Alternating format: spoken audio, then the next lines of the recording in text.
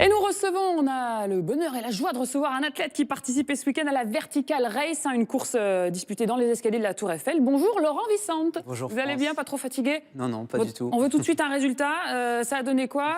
J'ai Combien de fait temps et combien de marches? 9 minutes 14 Pas mal. pour 1665 marches. Vous terminez combien dans le classement? Je finis 13e au total. Pas mal, c'est honorable. Oui, oui. Vous étiez parti pour ça, pour mieux? Entre 9 minutes et 9,15, c'était le deal. Donc je pense que je l'ai fait. On est dans le timing. Alors 61 coureurs au départ, c'est assez peu, mais pour des raisons évidentes de sécurité, on ne pouvait pas partir à trop nombreux. 1665 marches, vous l'avez dit, pour une distance verticale de 276 mètres. Ça donne un petit peu le vertige, tous ces chiffres. Qu'est-ce qui vous a motivé, vous, au départ, à prendre justement à prendre le départ de ce défi? Oui, en fait, la Tour Eiffel, tout simplement, je pense que c'est un rêve de gamin, un rêve de gosse. Qui ne voit pas la Tour Eiffel peut-être 2 fois par jour, que ce soit dans les publicités, que ce soit dans les magazines, les tours opérateurs et ainsi de suite. Donc je pense que naturellement, à chaque fois que je venais sur Paris, je me disais un jour, je la ferai, je la grimperai. Vous n'étiez même pas jamais allé, même en tant que touriste, en tant que touriste, à chaque fois autour, mais voilà, je l'ai jamais escaladé. Et puis le 14 juillet dernier, la Tour Eiffel accueillait donc le feu d'artifice sur la structure même de la Tour Eiffel. C'était pas autour, sur le Trocadéro ou ainsi de suite. Et j'ai eu la chance d'être là. C'était peut-être un hasard, je sais pas, mais il y a eu un intermède avec un petit bonhomme bleu sur des câbles. Et ça vous a donné. Et là, j'ai dit, ce bonhomme bleu, c'est mon rêve bleu à moi. Oh, c'est beau. Je vais le faire, je suis sûr, je le ferai un jour. Et 3 mois après, quelqu'un m'appelle et avant qu'il termine sa phrase au téléphone, j'étais sur Internet en train de voir comment on pouvait s'inscrire, quelles étaient les modalités. Une course d'escalier pour démarrer la visite de la Tour Eiffel, c'est pas mal. Alors, parlez-nous un petit peu des conditions de course. C'est un départ échelonné. C'est évidemment pas tous ensemble, parce que sinon ça passe pas. C'est un par minute, c'est ça? C'est ça, un par minute sous forme de contre-la-montre. Et on se dépasse pas, on se double pas? Si, ça peut arriver. Moi, j'ai doublé 2 personnes. Ah, c'est motivant. Ça dépend de l'ordre. C'est motivant, oui. Par contre, c'est très dur de doubler. Il n'y a pas beaucoup d'espace.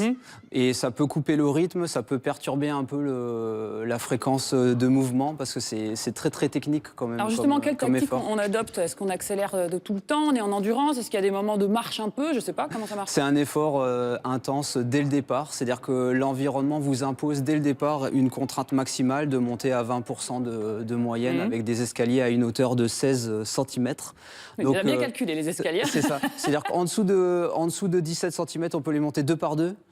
Au-dessus de 17 cm, en tout cas pour moi, ça devient beaucoup plus difficile. Du coup, vous étiez à 1 par 1. Vous êtes content? Non, j'ai monté 2 par 2. 2 par 2 à chaque fois? En dessous de 17, ça passait. Donc rajoutez un petit effort. En plus. Voilà. Alors j'ai cru comprendre que la difficulté, c'était les virages, justement, parce que ça vous obligeait un petit peu à couper le rythme, c'est ça? C'est ça. Vous vous retrouvez avec 100 étages de 3 mètres à peu près, pour faire simple. Et donc vous avez 100 fois 5 secondes de reprise.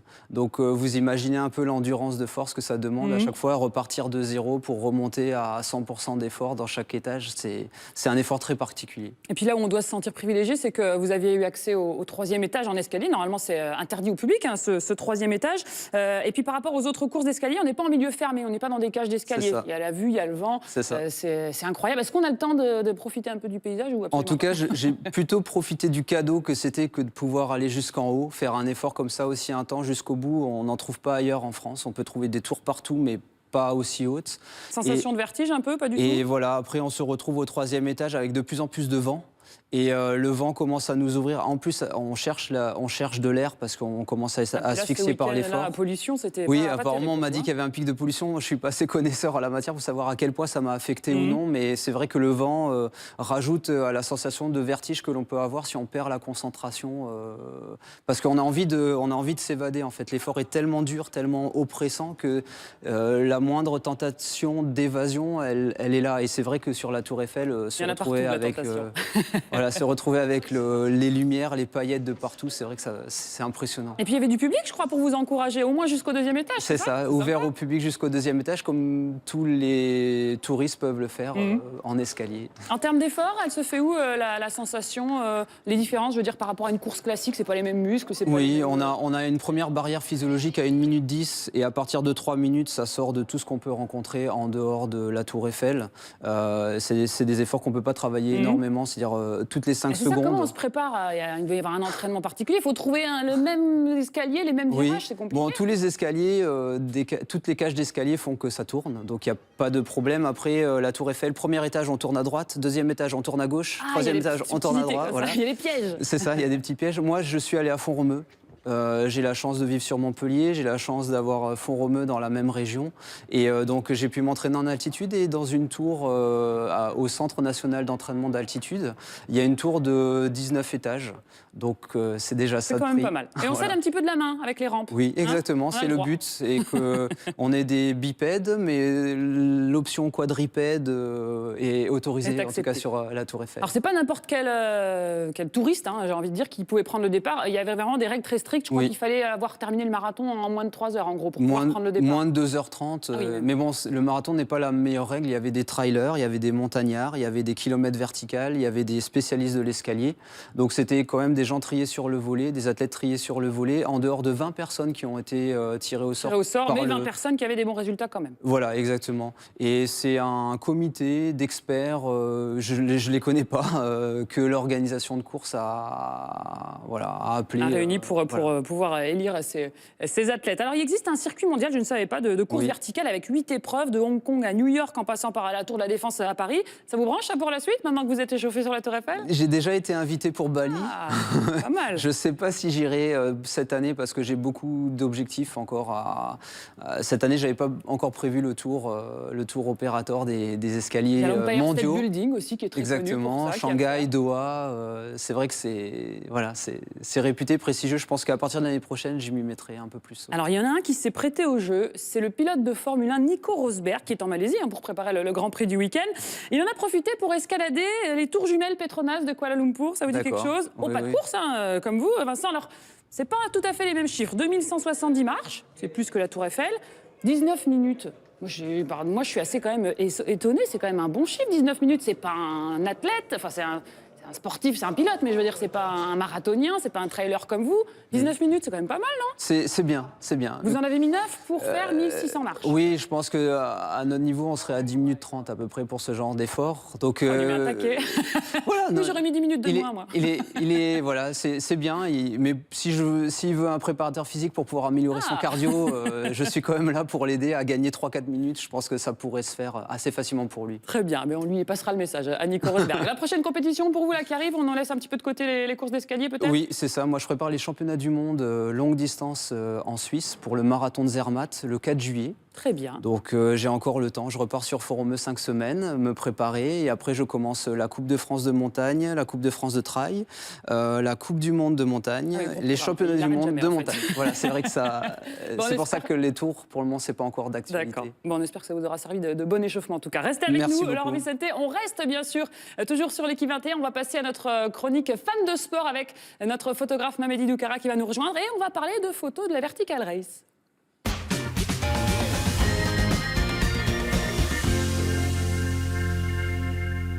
De sport, regardez, c'est rapide, il court presque aussi vite que vous, Mamedy Doukara. Notre taekwondiste, pas de compète de taekwondo en ce moment? Il y a les championnats de France qui sont prévus dans un mois, donc le 18 avril à Marseille. Attention, non, il est très gentil, je vous rassure. C'est impressionnant comme ça, cool. Mais surtout quand il prend des photos. Alors on va parler photos évidemment comme chaque mardi avec vous. Vous vouliez nous parler aujourd'hui du positionnement du sujet par rapport à la lumière, c'est important. Exactement. Alors, la plupart du temps, tout le monde aujourd'hui, les appareils photos se sont démocratisés. Donc on a les appareils photos donc sur nos téléphones, on a des compacts, voilà.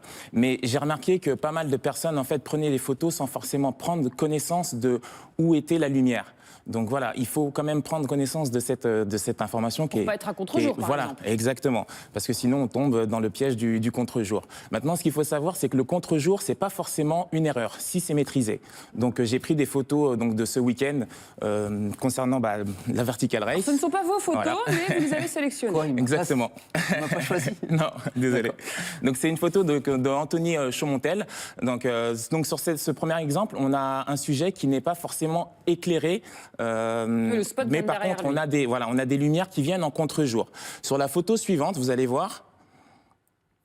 Elle arrive. Voilà. Donc sur la photo suivante, le sujet est éclairé. Donc on a toujours les lumières qui viennent en contre-jour. Mais vous avez vu sur la première image, comme on n'a pas de lumière qui vient directement sur le sujet pour contrecarrer, entre guillemets, le contre-jour, on n'a pas une image correcte. Là, c'est un contre-jour qui est maîtrisé, donc ça nous permet en fait d'avoir un espèce d'effet dans la photo. Vous êtes en train de dire que la photo d'avant était ratée, en gros. C'est sympa pour le photographe. Non, elle n'est pas ratée. Après, non. Après, il faut prendre compte quand même que les coureurs vont quand même assez vite dans les escaliers, qu'il faut les prendre au bon moment, que voilà, il y a pas mal de paramètres à prendre en compte. Vous les avez sentis, les photographes, un peu pendant la course? Oui. On fait Et attention. on monte 2 marches et demie par seconde. Ah oui, donc il faut en être effet, rapide. ça confirme la vitesse. Ça va quand même très vite.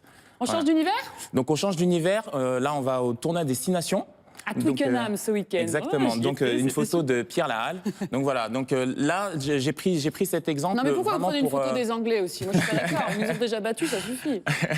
Donc j'ai pris cette photo vraiment pour souligner l'effet qu'on veut donner à cette image. Donc d'avoir les lumières qui viennent en contre-jour, ça sublime l'image. On voit que les sujets aussi sont détourés par rapport à la lumière qui vient de derrière. Et je pense que le photographe qui les a pris en photo a utilisé un flash pour ce qu'on appelle déboucher les ombres. Alors déboucher les ombres, ça veut dire finalement rééclaircir un petit peu l'ombre qui peut être peut-être un peu trop dense si on avait pris la photo sans flash. Voilà. On reconnaît Courtney Loves, celui qui a mis un joli plaquage à Jules Puisson, et on lui en veut encore. On reste dans le rugby avec une photo à vous, cette fois, de Cédric Emmens, le Toulousain. C'est ça. Donc c'est une photo qui a été prise l'année dernière pour l'équipe Magazine. Donc cette photo... là, on a un beau contre-jour. Voilà, finalement, cette photo, je l'ai prise donc en contre-jour. Et celle-là, donc c'est vraiment pour souligner la silhouette de la personne qu'on prend en photo. Il y a 2 types d'exemples sur ce type de prise de vue. On peut très bien le souligner de manière à ce que le sujet soit complètement noir. Donc là, c'est pour montrer un geste, quelque chose de très précis. Ou bien donc de le prendre en contre-jour comme ça, mais en laissant, je dirais, un peu le sujet quand même visible pour, je dirais, esthétiquement parlant, apporter une valeur ajoutée à l'image. D'accord, donc voilà. On peut aussi faire de très jolies photos en contre-jour. Exactement, mais il faut que ça et soit pas forcément maîtrisé. raté. Voilà. Il faut que ça soit maîtrisé et voulu. Et pour plus de conseils, il est là pour ça, Amélie Ducara. Merci beaucoup d'avoir été avec nous. On rappelle évidemment votre livre, Les chercheurs d'or. Il y a des contre-jours là-dedans ou pas? Non, pas trop. Non, il n'y a pas de contre-jour. Évidemment, avec tous les sportifs qui figurent dedans. Et il y a donc, une petite... à partir de demain, on peut retrouver l'exposition Chercheurs d'or donc à l'école des Gobelins, l'école de l'image, à partir de jeudi. Jeudi 26, c'est ça? C'est ça. Voilà, jeudi 26 et jusqu'au 22 avril. D'accord, très bien. Il expose ces photos, Amélie Ducara. Restez avec nous, messieurs. On va terminer ce journal avec le zapping de la semaine sur l'équipe 21. De la journée, c'est mieux.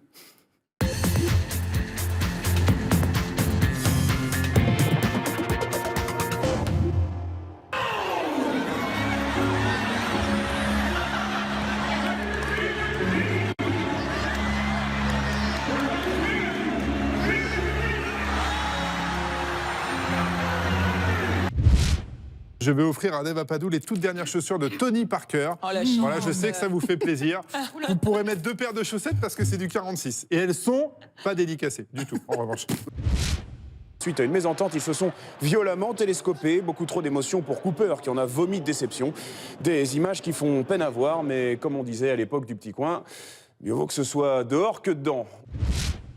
Ne jamais, quand on va sur un hippodrome, courber les chines pour lasser ses pompes, parce que forcément, à tous les coups, il y a un con qui vous met une selle sur le dos et vous courez dans la prochaine. Ça fait un peu du haut diard, mais c'est ce que vous me demandiez tout à l'heure. Vous me demandez dans les foot de dire des petites choses amusantes. Ben, c'est ce que je fais. Ça pique un peu. Voilà, les coups ont été faits par les catcheurs. Mais c'est vraiment vous, Céline, avec le Marcel, là. Bien sûr, mais je fais du catch régulièrement le week-end, quand je ne vais pas voir des matchs de basket. Voilà pour les résultats de la nuit. Il est beau comme tout. Il est beau comme tout, Dave Apadou avec ses nouvelles chaussures.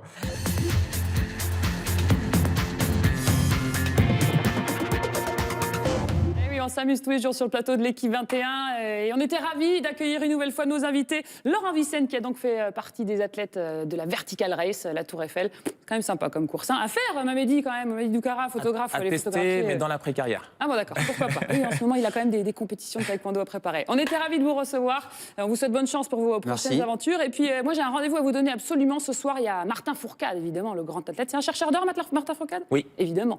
Chercheur d'or, rappel évidemment au livre de photos de Mamedi. Martin Fourcade sera l'invité de l'équipe du soir et sera sur ce plateau à 22h30. Nous, on se retrouve à 13h30 pour les courses hippiques. À tout de suite.